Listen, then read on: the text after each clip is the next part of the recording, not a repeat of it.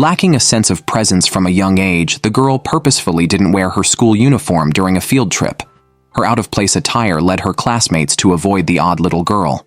As a result, Woo Seoqi was forgotten there and became a missing child, eventually living in an orphanage. Even there, she remained unnoticed, often missing mealtimes due to no reminders and resorting to drinking water from the tap when hungry. Woo Seoqi grew up, and fortunately, the orphanage had decent conditions, including a shuttle service for school, which outsiders mistook for a transport for dormitory-based idle trainees, a fantasy of Woo Seoqi's. Growing into adulthood, Woo Seoqi faced difficulties finding even simple part-time jobs due to her orphan status, until an orphanage senior helped by forging an ID and securing her a job in drug sales. One evening, this senior reminded her of the importance of education to avoid struggling like him at the lower rungs of society. Surprisingly, these words came from a thuggish senior, but Woo Seoqi took them to heart and began to study hard. She soon found herself ranked 15th in the whole school, a surprise to everyone, leading to improved treatment from the orphanage staff, from one-dish meals to 5, and even thoughtful gestures like turning on the air conditioning for her. Her academic improvement changed how others treated her, affirming that knowledge could indeed change her destiny. Motivated to do even better, Woo Seoqi aimed for the top rank in her school and began relying on pills that she believed aided her performance. Each time, they made her feel capable of solving any difficult problem. Soon after, Woo Seoqi won a gold medal in a math competition. Unexpectedly, the bullies who once tormented her changed their attitudes and never bothered her again, instead targeting the underperforming students. Determined to maintain her top school rank, Woo Seoqi increased her medication intake from 1 dose per day to 3. Before heading to Seoul to search for her biological father, she heard news of the mysterious death of Yoo Do-hyuk, a college entrance exam committee member. Arriving in Seoul by bus, the bustling city amazed the country girl. Although she was admitted to a top Korean university, she chose to attend the school where her father had worked to investigate his death. It turned out to be an elite school where students drove luxury cars, and Woo Seoqi, dressed in a different uniform, felt out of place again. On her first day, she went to the office to report, but was dismissed by the teacher, who instructed her to join the second class and reminded her to wear the uniform the next day. When Woo Seoqi asked her classmates where the senior class 2 was, they ignored her, adding to her sense of unease about the school's eerie atmosphere. She then accidentally entered the auditorium for the opening ceremony, where an elderly lady selling flowers insisted on selling all her flowers despite security's efforts to remove her. A student from the front row then stood up, offering to buy all the flowers from the old woman. The girl slowly approached the elderly woman and asked how much money was needed for all the flowers. Despite the price of 10,000 won per flower, the girl paid, leaving the old lady astonished. The female student actually took out a stack of cash and bought all the flowers. Woo Seoqi became curious about this student, who turned out to be Yoo Jae, a top student and representative of her school with wealthy background. Her father was a well-known Korean tycoon who donated billions of won in equipment to the school each year. At the start of the opening ceremony, Yoo Jae called for a 3-minute silence to mourn the recently deceased teacher, Yoo Do-hyuk, unknown to others as Woo Seoqi's father.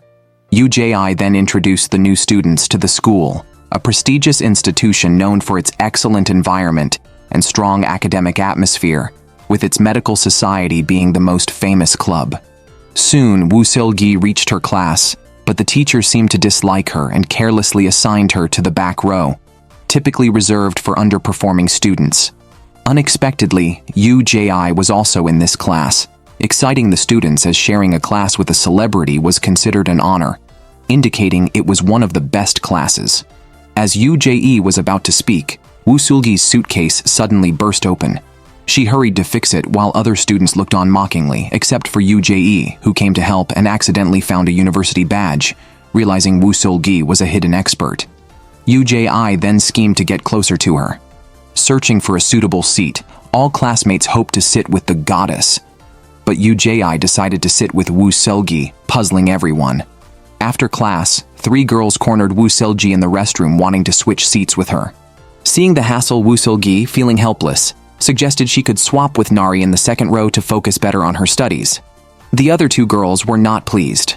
Surprisingly, Nari asked Woo Seoqi to specify what she wanted in exchange to avoid any regrets later, but Woo Seoqi retorted sharply. Just as Nari was about to scold the presumptuous transfer student, Yoo Jae intervened and quickly pulled Woo Seoqi away, leaving all the classmates dumbfounded. They were astonished by the transfer student's background, wondering why the school's top girl was so protective of her. During lunch, the school beauty Ju Ye-ri approached her, and even the usually aloof Choi Kyung introduced himself.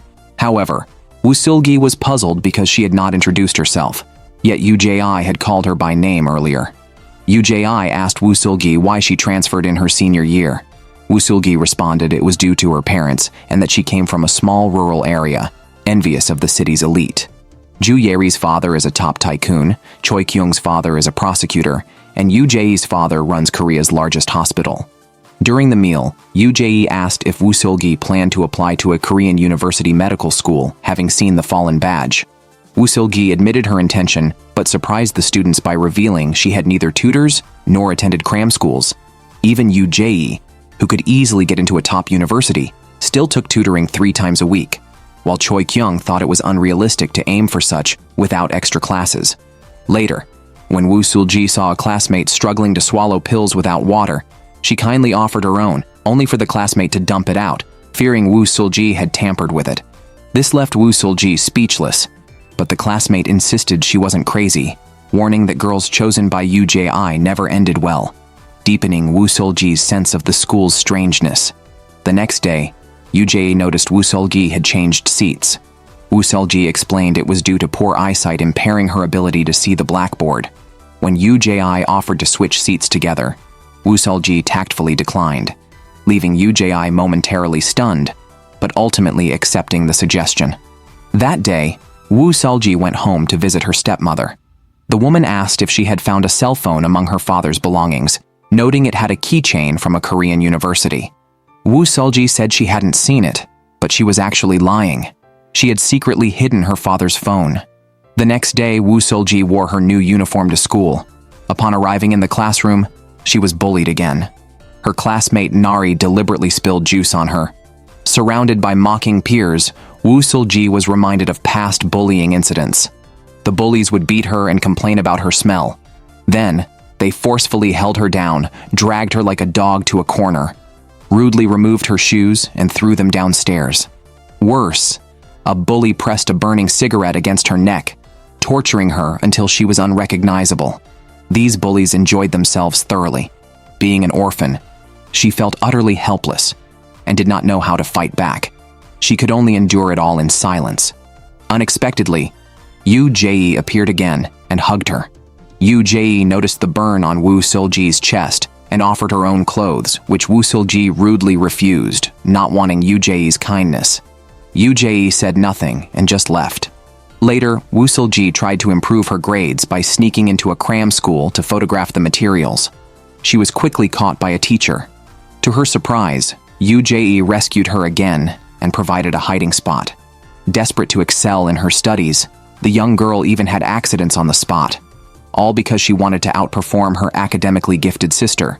Yoo Jae had become the national equestrian champion and wanted to show off to her father, but in his eyes, only academic performance mattered. Despite this, Yoo Jae had always been determined and managed to catch up with her sister's grades in just 6 months. Dad decided that from now on, for every incorrect answer, they would be slapped on the palm accordingly. Soon, the sister lost badly and had no chance to fight back against her younger sister's strikes. Although Yoo Jae beat her sister in grades, she did not feel happy about it. That night, Yoo Jae cried alone. Her father asked her why, since she had always wanted to surpass her sister. But Yoo Jae just didn't want to hit her sister. Her father reminded her of the story of Cain and Abel told by the church pastor. Because God accepted only Abel's offering, Cain led his brother into the field and killed him. Yoo Jae was determined not to give her sister a chance to harm her. From that day, she kept a deliberate distance from others, yet unexpected things still occurred. However, Yoo Jae always had her own protections in place. Yoo Jae's family went to church every week, which she found to be the most boring part of the week. Prayers were usually for confessing to the Lord, but Yoo Jae felt she had nothing to confess. So, she came up with an idea to make this time more meaningful.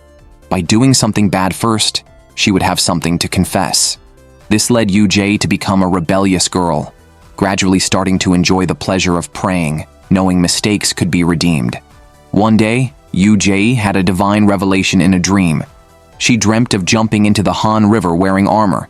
Although she could swim, the armor was too heavy, and she sank to the bottom of the river. Surprisingly, Yoo-jae felt unusually peaceful and blissful, breathing more easily than usual. The best part was that now her sister could no longer kill her, and she did not have to commit the same sin as Cain. Yoo-jae finally found a way to escape her father's curse. Soon after, Yoo-jae took Woo Seoqi to her family's hospital. Woo Seoqi was curious about why Yoo-jae was there. Surprisingly, after having her blood pressure taken, Yoo-jae swallowed a few pills but then spit them out when she turned around. She then planned to give a new uniform to Woo Seoqi. Woo Seoqi wondered why she was being so nice, but Yoo-jae didn't reply. She asked Woo Seoqi to change into the new uniform first and said she would explain why afterward. Woo Seoqi obediently started to change, and Yoo-jae noticed the cigarette burn scars on the girl's body again. Feeling embarrassed, Woo Seoqi said she could undress herself. After changing, Woo Seoqi was curious how Yoo-jae knew her size. Yoo-jae simply said she had hugged her. Woo Seoqi was puzzled again. Just from a hug, Yoo-jae had managed to guess her clothing size. Yoo-jae had thought about giving shoes to Woo Seoqi, but she heard that giving shoes could be a bad omen, suggesting the recipient might run away, so she didn't prepare any shoes. Woo Seoqi grew even more curious, just wanting to know why Yoo-jae was so kind to her. Yoo-jae explained it was because she greatly respected Woo Seoqi. Soon, the noise of their classmates could be heard outside. Yoo-jae hurried Woo Seoqi into a closet to hide and overhear the conversation.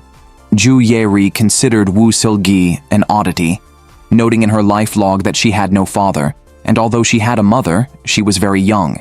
The classmates assumed Woo Seoqi was an illegitimate child and thought she might have transferred to their school because of trouble at her previous one. Suddenly, Woo Seoqi's phone rang, and the two girls realized it wasn't their phone ringing and started looking at each other. Choi Kyung sensed something odd about the closet. Just as they were about to check, luckily Yoo-jae quickly sent a message to Choi Kyung. Then, Yoo-jae and Woo Seoqi left the hospital. Before parting, Yoo-jae told Woo Seoqi that she had never had plastic surgery and was a natural beauty from Korea. Unexpectedly, Woo Seoqi quietly gave Yoo-jae a gift in return. The school badge was Woo Seoqi's most treasured possession, a keepsake from her deceased father, signifying that she now considered Yoo-jae her most important person. Unknowingly, Yoo-jae walked into a funeral venue and encountered a strange doctor. Meanwhile, Yoo-jae and her friends attended a private tutoring session. After class, Yoo-jae's father was already waiting downstairs.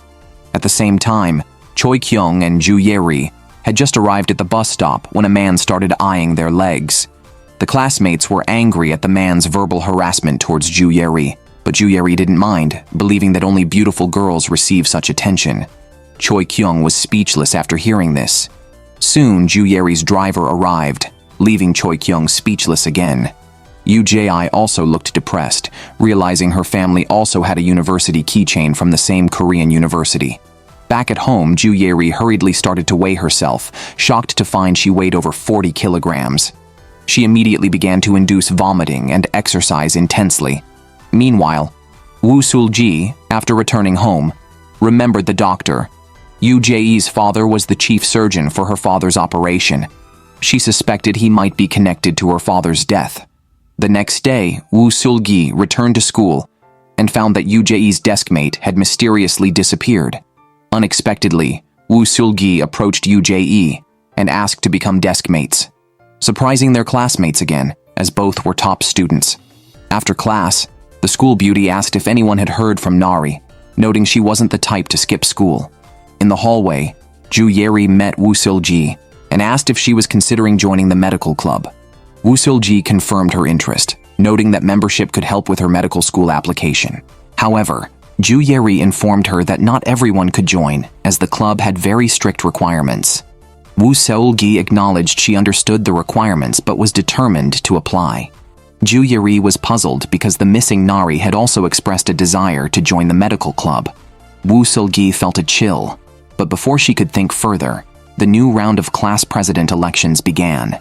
Choi Kyung was originally the top candidate for class president, but suddenly, Yoo Jae raised her hand. She nominated Woo Seoqi for class president, prompting the teacher to announce the start of voting. Choi Kyung was visibly upset. To everyone's surprise, Woo Seoqi won by a large margin over Choi Kyung. Unconvinced, Choi Kyung stormed to the podium and carefully examined the ballots. She quickly noticed something fishy.